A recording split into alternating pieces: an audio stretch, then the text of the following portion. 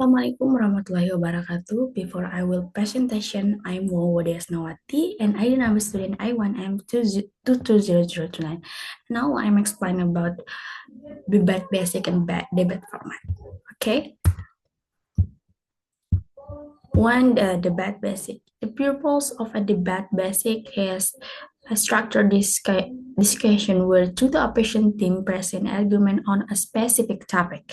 The primary goal is not only to win but also to develop critical thinking, rhetoric skill, and a deep understanding of the issue at hand. And the first rule of debate is agree to disagree. This means that both teams acknowledge their differing view on a topic and agree to discuss their difference openly and logically. Jadi debat adalah bentuk diskusi yang terstruktur di mana uh, satu tim yang berlawanan akan dipresentasikan argumen mereka mengenai topik tertentu. Jadi tujuan utamanya bukan hanya untuk menang, tapi juga untuk mengembangkan kemampuan berpikir kritis, retorika, dan pemahaman mendalam tentang isu yang diperdebatkan. Setiap peserta akan belajar tentang siapa yang terlibat dari perdebatan serta bertanggung jawab serta argumen yang mereka akan tanggung jawabkan oleh setiap perdebatan. Oke, lanjut. The team structure. When a number of members in a mouse debate formats, each teams consists of one for debate and two teams rule. Each teams must take a one of two position, pro and contra, on the topic being debate. And next, the team terminology. A pro affirmative position the government. This team supports are agree with the given topic. Their task is to provide argument and why the topic is valid and for a worthy of support, and to contra or negative opposition. And this team's opposition that given topic. Their task is to highlight the weakness, the risk, or downside of topic and argue why it should not be supported. And next, perspective thinking. One, a segment by the tournament science time don't always choose the side the super it challenge team that time critical and remain open-minded. They must be able to present strong argument even if they don't personally agree with the side they are defending. And role playing and to role playing debates act as difference of the assessment perspective. This not only sharpens their critical thinking skill but also enhances their understanding of the opposing viewpoints and the structure team. Jadi maksud dari struktur tim yang pertama yaitu jumlah anggota dalam dalam format debat umumnya. Setiap tim terdiri dari 1 hingga 4 debat. Ini berarti tim dapat berbentuk individu atau one on one atau kelompok 2 atau lebih anggota per tim. Namun format yang paling umum adalah 2 debat di setiap sisi. Jadi peran tim, setiap tim harus mengambil salah satu dari 2 posisi, pro atau kontra, terhadap topik yang sedang diperdebatkan. Posisi ini seringkali ditentukan oleh penyelenggara debat dan bukan pilihan pribadi tim yang melatih kemampuan untuk berargumen dari berbagai sudut pandang mereka. Jadi seperti yang saya jelaskan sebelumnya tentang tim terminologi, tentang pro affirmative proposition and government, tim ini mendukung atau setuju dengan topik yang diberikan. Mereka bertugas memberikan argumen mengapa topik tersebut valid dan layak didukung. Kemudian tim kontra atau negative opposition, mereka menantang topik yang diberikan, mereka bertugas menunjukkan kelemahan, risiko, atau kerugian dari topik tersebut dan menganggap itu tidak layak didukung. Kemudian, eh, seperti perspektif thinking yang saya jelaskan tadi, eh, di mana penugas sisi oleh ortumen karena tim tidak selalu memilih sisi yang mereka bela, ini menantang mereka untuk berpikir kritis dan terbuka. Mereka harus bisa memberikan argumen yang kuat meskipun mereka mungkin tidak setuju secara pribadi dengan sisi yang mereka bela. Kemudian seperti yang saya jelaskan, poin kedua dari perspective thinking yang itu role playing, debat berperan sebagai pembela dari sudut pandang yang diberikan. Ini tidak hanya mengasah kemampuan berpikir kritis, tetapi juga meningkatkan pemahaman mereka terhadap berbagai perspektif. Next, masih tentang perspektif on debat. Debate as a search for truth. Some students view debate as a way to uncover the truth behind a topic. In this view, the winning arguments are seen as the most truthful or valid, not just the most persuasive. And next, on personal argumentation. Understanding the role. Debates learn to present arguments without involving their personal belief. This is crucial because in a debate, the judgment should be based on the quality of the arguments and evidence, not on how strongly the debates believe in the position. And true handshake is a gesture of supportive debates traditionally shake hand after the debate to remind everyone that the debate was a skill exercise, not a passion conflict.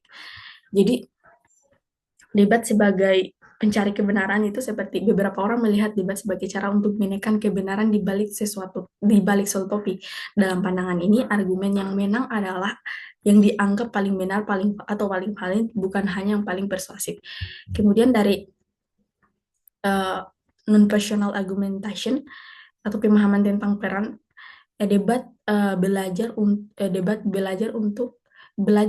debat mengajukan argumen tanpa melibatkan keyakinan pribadi mereka. Ini penting karena dalam debat penilaian harus berdasarkan kualitas argumen dan bukti, bukan pada seberapa kuat debat percaya pada posisi tersebut. Kemudian handshake atau jabat tangan seperti sebagai tanda suportif debat berjabat tangan setelah debat selesai, mengingat bahwa debat ini adalah latihan keterampilan bukan konflik pribadi. And next, the burden in the back. The burden in the back and three types. One, burden of proof. Definition burden of proof: whenever a debate must respond to and feature the arguments present by the opposing team. If an argument is left unaddressed, it is considered true by default in the eyes of the judge. And three, definition of burden of refutation. Yang saya jelaskan tadi adalah debat tentang burden of refutation, dan sekarang akan saya jelaskan burden of proof. Burden of proof: whenever a debate makes a claim, assertion, they must support the claim with response and evidence. This means it is not enough to make a statement. The debate must show why that statement is true. And last, the burden of rejoinders. Every argument presented by the opposition team must be answered or rebutted by the other team. This principle makes the debate dynamic and interactive, much like a game of ping pong where every serve must be returned. And jadi konsep beban atau burden itu dalam debat. Setiap debat memiliki tanggung jawab atau beban untuk melakukan tugas tertentu.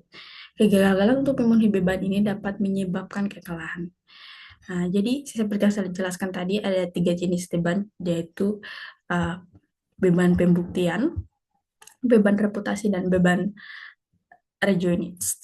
Jadi beban pembuktian itu setiap kali seorang debat membuat pernyataan atau assertion, mereka harus mendukung pernyataan itu dengan alasan dan bukti. Ini berarti tidak cukup hanya membuat klaim, debat harus menunjukkan mengapa klaim itu benar.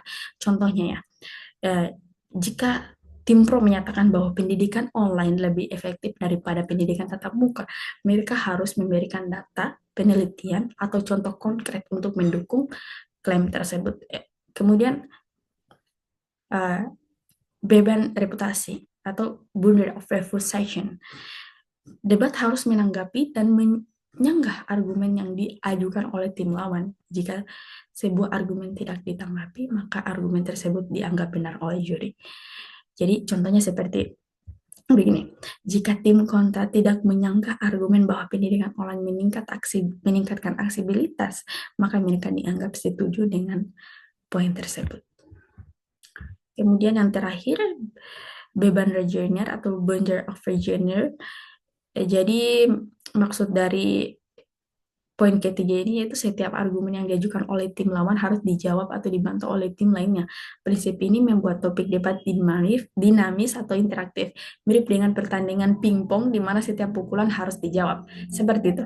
Jadi contohnya, jika tim pro menyatakan bahwa pendidikan online lebih hemat biaya dan tim kontra menanggapi dengan mengatakan bahwa biaya awal untuk perangkat keras adalah beban yang besar, maka tim pro harus menjawab sanggahan ini. Seperti itu. Lanjut, topik kedua yang saya akan bahas itu debate format.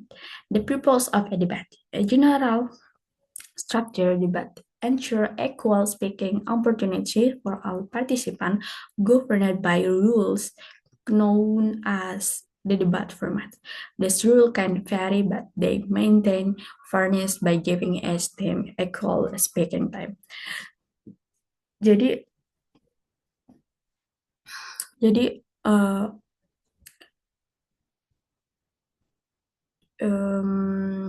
ada 6 tipe yang populer terhadap debat format ini.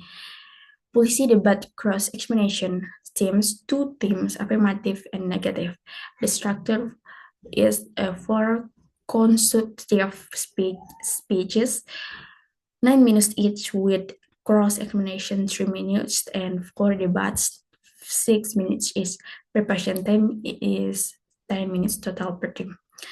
Jadi struktur debat pada umumnya yaitu diatur oleh aturan yang memastikan keadilan dan waktu bicara yang sama. Format ini dapat bervariasi, tetapi umumnya mencakup 2 tim, seperti tim afirmatif atau mendukung resolusi dan tim negatif menolak resolusi. Urutan berbicara yaitu tim afirmatif biasanya berbicara terlebih dahulu untuk mengurangi perubahan yang mereka usulkan yang dianggap lebih menantang daripada mempertahankan status quo. NX. Lincoln Doug's debate. In teams, one-on-one debates. The structure is series of speeches with a total speaking time balance between affirmative and negative, focused on either policy challenge or value topics high school. Preparation time is 6 team per team. And parliamentary debate, NPDA, the teams 2-person teams with new topic for each round.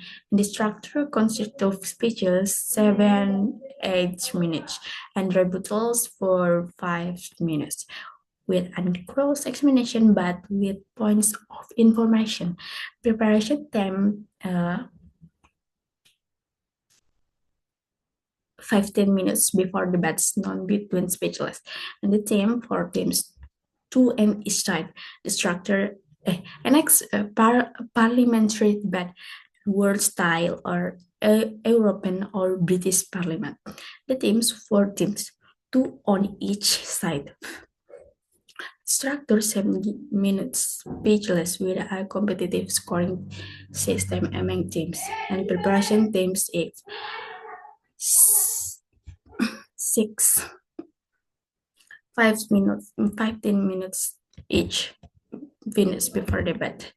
And next, public forum. The teams two prevent teams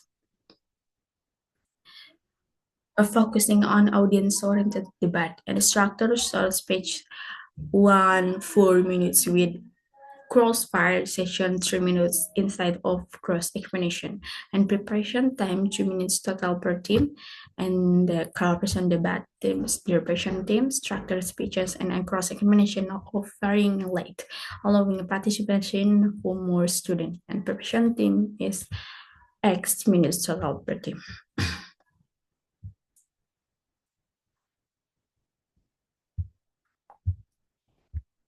Lanjut.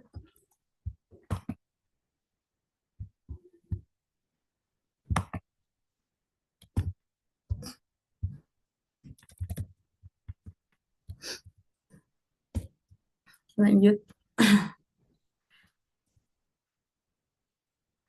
Sekian dan terima kasih.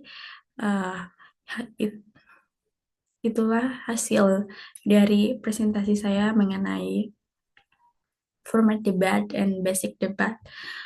Kurang sekian dan terima kasih. Uh, sekian dan terima kasih sekian penjelasan saya tentang debat format and sekian dan terima kasih penjelasan saya mengenai basic debat and debat format. And wassalamualaikum warahmatullahi wabarakatuh. And thank you.